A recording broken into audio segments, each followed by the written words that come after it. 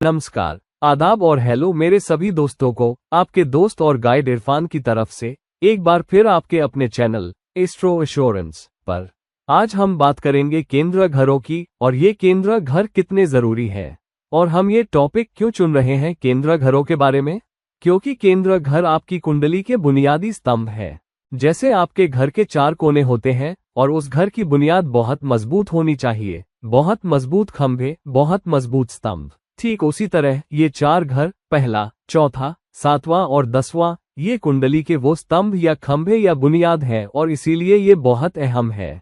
और जैसी बुनियाद होगी वैसा ही घर या बंगला या जो कुछ भी आप बनाना चाहें उसके नतीजे होंगे। या तो वो मजबूत ढांचा होगा या फिर एक कमजोर घर होगा जो थोड़ी सी भी मुश्किल या जरा सी भूकंप में ढह सकता है, या फिर ये आपको लंबी आरामदायक जिंदगी दे सकता है। एक लंबा, प्यार भरा, देखभाल करने वाला घर जो आपके पास होगा और आपकी जिंदगी भी वैसी ही बनेगी। तो ये 4 घर बुनियादी घर क्यों हैं? एक वजह यह है कि इन 4 घरों की अभिव्यक्ति में आपकी आज़ादी बहुत कम है। आप सिर्फ इतना ही कर सकते हैं, यानी जितनी मुफ्त इच्छा या फ्री विल आपको इन 4 घरों के मामलों से निपटने के लिए दी गई है, वो मिसाल के तौर पर तीसरे घर या 5वें और 9वें घर के मुकाबले में बहुत कम है। 5वां और 9वां घर त्रिकोण के घर है, वहां आपको ज्यादा लचक दी गई है। और तीसरा घर खुद की कोशिश और खुद के उद्यम का घर है, तो तीसरे घर के बारे में भी आपको बहुत आज़ादी दी गई है। तो आपके पास काफी घर हैं जहां आप अपनी मर्जी और जो चाहें वो कर सकते हैं। मगर ये 4 घर, ये केंद्र घर हैं जो आपको एक बुनियाद देंगे जिस पर आपको इमारत या अपार्टमेंट या घर या अपनी मौजूदा जिंदगी खड़ी करनी है। अब जब आप पैदा होते हैं तो आप नहीं जानते कि आप किस घर में पैदा होंगे। क्या आप किसी अफ्रीकी मुल्क में पैदा होंगे या किसी पश्चिमी मुल्क में जहां आप गोरे चमड़ी के होंगे या काले चमड़ी के। आप ए संस्कृति में पैदा हो सकते हैं या बी संस्कृति में।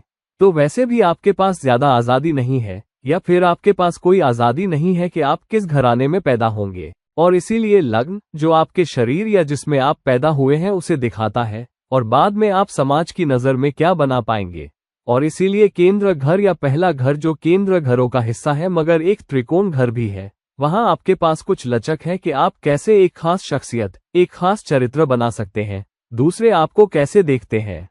अब हर कोई आपको कैसे देखता है आप उसे प्रभावित नहीं कर सकते, मगर आपके चरित्र के दम पर आप खुद को कैसे पेश करते हैं काफी हद तक आप उन्हें प्रभावित कर पाएंगे। मगर आपकी जड़ें क्या है, आप किस जात में हैं, किस मुल्क के हैं, किस समुदाय के हैं, आप कैसे दिखते हैं, जो फिर से इस बात पर निर्भर करेगा कि आप किस घराने में पैदा हुए हैं या आपके जीन्स क्या है। और आप कैसे सोचते हैं, वो सब कुछ ऐसा होगा जिससे दूसरे प्रभावित होंगे। आप कैसे पैदा हुए हैं जिसे आप बहुत कम या शायद ही कुछ प्रभावित कर पाएं।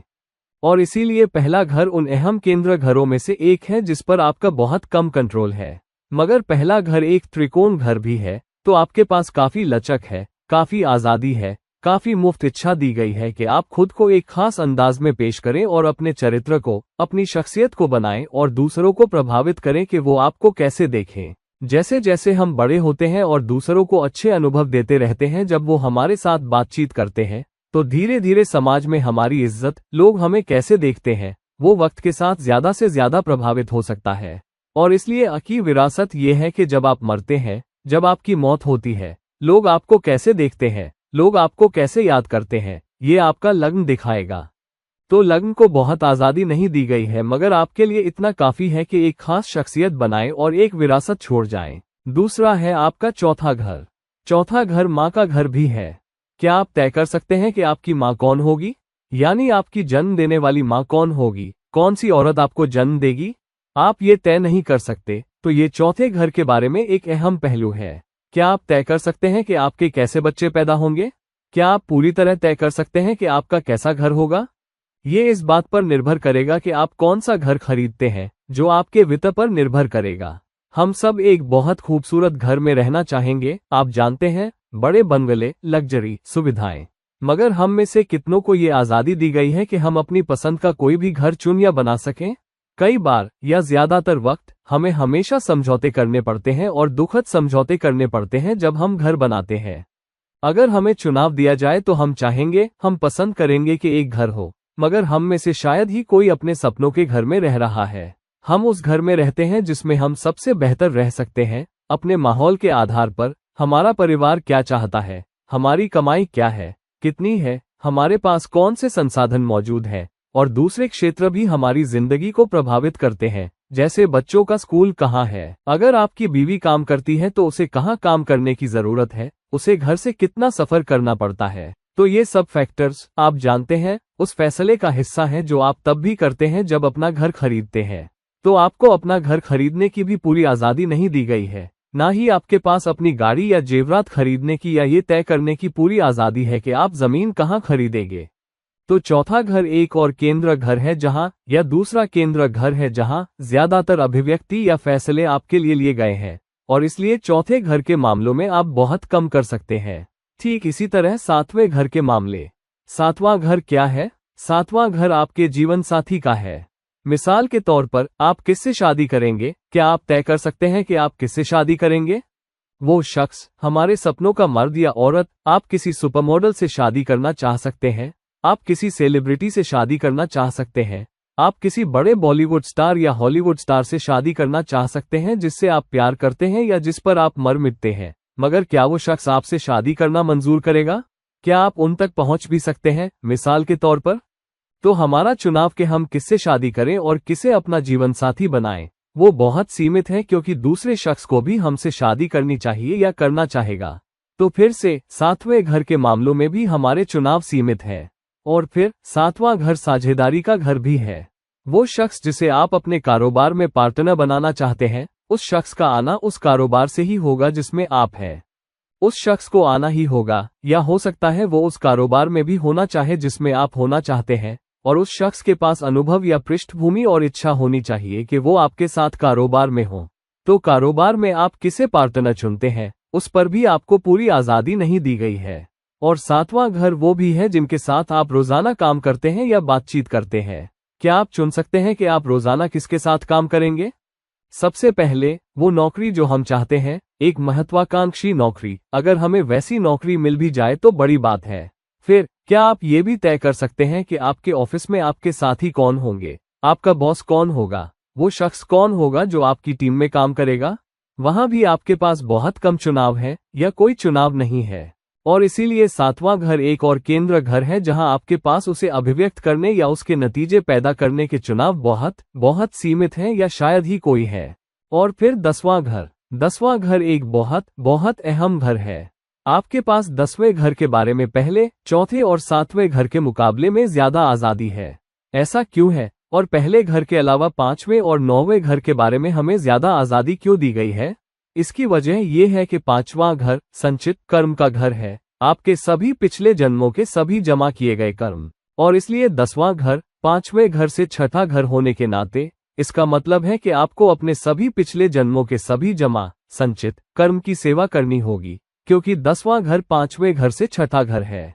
अगर आप ऐसा नहीं करेंगे तो आप अपना कर्मिक कर्ज नहीं उतार पाएंगे, आप अपने संचित कर्म में आगे ले जा रही बहुत सी कर्मिक गलतियों को सही नहीं कर पाएंगे। तो कर्म के मामलों में आपको कुछ आज़ादी दी गई है, क्योंकि 10वां घर क्रियामान कर्म का घर है। क्रिया का मतलब ही है कार्य, यानी इस जीवन में आप कौन से कार्य करेंगे, और वो कार्य काफी हद तक आपको 5वें घर से जुड़ी सेवा के मामलों में करने चाहिए।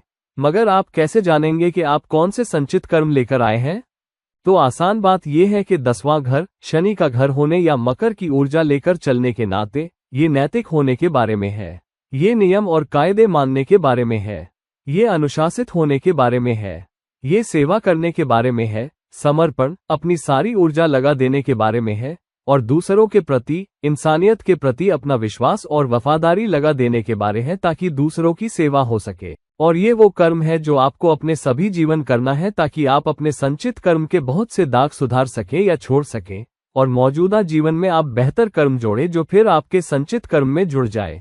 और फिर 9वां घर। 9वां घर प्रारब्ध कर्म का घर है, जिसका मतलब है संचित कर्म का वो हिस्सा जो आपको इस जीवन में करना है। 10वां घर 9वें घर का दूसरा घर है, जिसका मतलब है कि 10वें घर की कमाई जो आप इस जीवन में करेंगे वो इस बात पर आएगी कि आपने प्रारब्ध कर्म या पिछले जन्म के आगे ले जाए गए कर्म को कैसे अभिव्यक्त किया, जिस पर आपका जन्म के वक्त कोई कंट्रोल नहीं है। संचित कर्म या प्रारब्ध कर्म आपको इस जीवन के लिए पहले ही दे दिया गया है। संचित सभी पिछले जन्मों के जमा किए गए कर्म हैं जिन्हें 5वां घर दिखाता है, और 9वां घर प्रारब्ध कर्म है, जो संचित कर्म का वो हिस्सा है जिसे इस जीवन में निभाना या जीना होगा। और कर्म के मामले में, पैसे या कमाई के मामले में नहीं, मगर इस जीवन के कर्म की कमाई 10वां घर है। तो नैतिक आचरण, अच्छा आचरण, नैतिक रूप से सही, किसी को धोखा न देना, खूबसूरत बनना, संगठित रहना, संरचित रहना, इंसानियत सेवा में लगा रहना, ये सब आपको 10वें घर के मामलों में मदद करेगा। तो 10वें घर के मामलों में आपको कुछ आज़ादी दी गई है, जो चौथा घर या चौथा केंद्र घर है। अगर मैं ये शब्द इस्तेमाल कर सकता हूँ, तो केंद्र घर बहुत बहुत अहम घर हैं जिन पर आपका कम कंट्रोल है, और वो ज्यादा कम खुद ब खुद अभिव्यक्त हो जाएंगे। और इसलिए हमें क्या करना चाहिए? हमें सावधान रहना चाहिए कि हम अपनी जिंदगी या जिंदगी के उस हिस्से को जो इन 4 घरों से जुड़ा है, कैसे जीते हैं। पहले, मिसाल के तौर पर, हर एक को एक निश्चित राशि दी गई है। मिसाल के तौर पर, अगर आप मेष लग्न में पैदा हुए हैं, तो पहला घर मेष की ऊर्जा से प्रभावित होगा। तो राशि मेष आपके लग्न को प्रभावित करेगी, आपकी शख्सियत को प्रभावित करेगी, लोग आपको कैसे देखेंगे उसे प्रभावित करेगी, आप कैसे सोचते हैं, कैसे काम करते हैं उसे प्रभावित करेगी, और आप क्या करते हैं ताकि लोग आपको एक खास शख्स के तौर पर देखें, एक खास शख्सियत वाला समझें। फिर चौथा घर है कर्क। कर्क देखभाल करने वाली राशि है। तो इस जीवन के लिए अगर आप मेष लग्न में पैदा हुए हैं, तो जिस तरह से आप चौथे घर के मामलों से निपटेंगे वो कर्क ऊर्जा के साथ होगा। एक सहायक, प्यार करने वाला, देखभाल करने वाला बाप, प्यार करने वाला और देखभाल करने वाला जीवन साथी, प्यार करने वाला और देखभाल करने वाला बेटा, क्योंकि चौथा घर माँ को भी दिखाता है। और आपको वो शख्स होना चाहिए जो दौलत जमा करे। जिस तरह से आप अपना घर बनाते हैं, अपनी गाड़ी बनाते हैं और सब कुछ, वो इस बात पर होना चाहिए कि आप परिवार से कैसे प्यार करते हैं और देखभाल करते हैं और सहायता करते हैं। तो अपने लिए स्पोर्ट्स कार खरीदने के बजाय आपको एक फैमिली कार खरीदनी होगी जो देखभाल करने वाले हिस्से या सहायक बाप, सहायक पति, सहायक परिवार के सदस्य को दिखाए, क्योंकि चौथा घर घरेलू खुशी और मानसिक शांति का घर है। तो घरेलू खुशी आपके पास आएगी या आप उसे निभाएंगे अगर आप चौथे घर के बारे में सहायक और देखभाल करने वाला रवैया रखते हैं। हालांकि अगर चौथा घर कर्क के बजाय सिंह है, तो आपको चौथे घर के मामलों से नेतृत्व के जरिए निपटना होगा। आपको परिवार की अगुवाई करनी होगी, आपको परिवार को सही रास्ते की तरफ ले जाना होगा, और आपको चौथे घर की भौतिक संसाधनों को जमा करना होगा नैतिक आचरण में नेता बनकर और धार्मिक आचरण के जरिए और परिवार के सदस्यों के सामने रास्ता दिखाकर या अगुवाई करके कि ये कैसे करना है।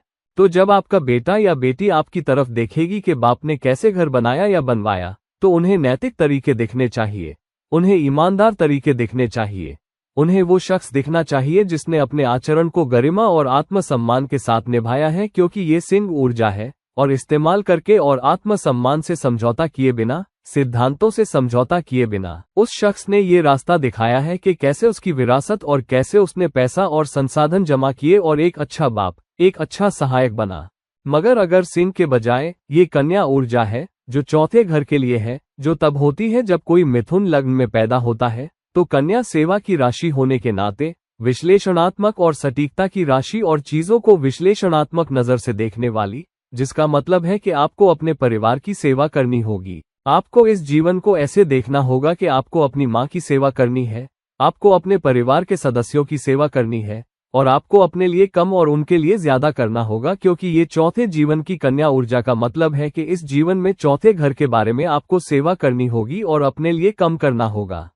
मगर साथ ही छठे घर की कन्या ऊर्जा, मेरा मतलब छठी राशि कन्या की ऊर्जा चौथे घर में आना, इसका मतलब ये भी है कि आपको घर पर एक पैनी विश्लेषणात्मक नजर रखनी होगी। आपको बहुत पैनी नजर से देखना होगा, बहुत सूक्ष्म स्तर पर आपको नजर रखनी होगी कि बच्चे अपनी जिंदगी कैसे जी रहे हैं, परिवार कैसे जी रहा है, जीवन साथी जिंदगी कैसे जी रहा है, और इन बारीक बातों को न चूकें, क्योंकि जैसे कहते हैं शैतान बारीकियों में छिपा होता है। तो आपको चौथे घर के मामलों पर बहुत विस्तृत सूक्ष्म नजर रखनी होगी, तभी आप पैसा बचा पाएंगे, घर बना पाएंगे, अपने लिए संसाधन बना पाएंगे और परिवार को खुश रख पाएंगे। हालांकि जो आप जानते हैं कर्क लग्न वाले व्यक्ति के लिए तुला ऊर्जा होगी, तो आपको अपने और परिवार के लिए कितना करते हैं उसके बीच एक संतुलन करना होगा। देखिए ये ऊर्जाएं कितनी अलग है। कन्या का मतलब है आप परिवार की सेवा में ज्यादा है, मगर तुला का मतलब है अब आपको अपने और अपने परिवार के बीच संतुलन करना होगा, और एक बच्चे और दूसरे बच्चे के बीच संतुलन। अगर आपके एक लड़का और एक लड़की है तो आप एक को दूसरे पर तरजीह नहीं दे सकते, आपको दोनों के साथ न्याय करना होगा। फिर आपको अपने जीवनसाथी और अपनी माँ के बीच संतुलन करना होगा, मिसाल के तौर पर एक का पक्ष लेने के बजाय, वरना आपका चौथा घर प्रभावित होगा क्योंकि इस जीवन के लिए आपकी ऊर्जा तुला है। अगर आप कर्क लग्न वाले हैं तो आपको ये निभाना होगा, और इसीलिए कहा जाता है कि जब आपको केंद्र घर दिए जाते हैं तो सबके पास 4 केंद्र घर होते हैं, मगर एक निश्चित राशि के आधार पर आपको उस राशि की ऊर्जा को उस घर से जोड़कर निभाना होगा और आप इससे भाग नहीं सकते। और इसीलिए आप केंद्र घरों के मामलों में सिर्फ इतना ही कर सकते हैं, और इसीलिए आपको केंद्र घरों को बहुत बहुत अच्छी तरह समझने की जरूरत है, क्योंकि लग्न सबसे अहम घर है कि लोग आपको कैसे देखते हैं और आप क्या विरासत छोड़ते हैं, और आपकी सेहत, आपका कुल व्यवहार, वो लग्न है। फिर चौथा घर आपके सभी भौतिक संसाधन है, आपकी सारी दौलत, जेवरात से लेकर गाड़ियों और घरों तक जो कुछ भी आपके पास है वो सब चौथा घर है। फिर आपकी घरेलू खुशी चौथा घर है, तो ये एक बहुत बहुत अहम घर है। आप चौथे घर की ऊर्जाओं से भी नहीं भाग सकते। मानसिक शांति और घरेलू खुशी और आपके सभी भौतिक संसाधन, चौथा घर कुंडली में बुनियादी घर है। तो अगर आप चौथे घर से जुड़ी राशि की ऊर्जा नहीं निभाएंगे तो चौथे घर से जुड़ी सारी खुशियां आपके लिए हासिल करना मुश्किल हो जाएगा। और इसीलिए आपको चौथे घर से जुड़ी राशि की ऊर्जा और प्रकृति के प्रति सच्चे रहने की जरूरत है। चौथे घर के लिए आपको जो लचक दी गई है वो सिर्फ इतनी ही है। सातवें घर के साथ भी यही बात। अगर सातवां घर मिसाल के तौर पर तुला है तो आपको अपने और अपने जीवन साथी के बीच संतुलन करना होगा। आप अपने लिए कितना लेते हैं और अपने कारोबारी पार्टनर के लिए कितना लेते हैं, उसके बीच संतुलन। आप क्या चाहते हैं और उनकी चाहत, जिनके साथ आप रोजाना बातचीत करते हैं, उस पर आप कैसे गौर करते हैं, उसके बारे में संतुलन। तो तुला के बजाय मिसाल के तौर पर अगर मकर ऊर्जा दी गई है सातवें घर में कर्क लग्न वाले के लिए, तो मकर ऊर्जा का मतलब है आपको ज्यादा कर्तव्यपरायण होना होगा, आपको ज्यादा संगठित होना होगा, आपको ज्यादा सेवा में होना होगा, आपको जीवन साथी के मामलों में, कारोबार में ज्यादा करना होगा, और आपको नैतिक होना होगा, आपको वफादार होना होगा, आपको पूरी तरह समर्पित होना होगा, और स्थिरता और धैर्य और व्यवहारिकता आपके रिश्तों में रवैया होगा, बजाय संतुलन के जो तुला ऊर्जा द्वारा दर्शाया या दिखाया जाता है। तो हर राशि जो एक निश्चित घर को दी जाती है उस घर के बेहतर नतीजे देती है और आप उससे बच नहीं सकते। अगर आप घर की ऊर्जा से अलग कुछ करेंगे तो आप देखेंगे कि आप किसी न किसी चुनौती में पड़ जाएंगे। और इसीलिए हम में से बहुतों को जिंदगी में चुनौतियां झेलनी पड़ती हैं क्योंकि हम घरों में राशियों से जुड़ी ऊर्जा को नहीं समझते और हम अलग तरह से चीजें करने की कोशिश करते हैं।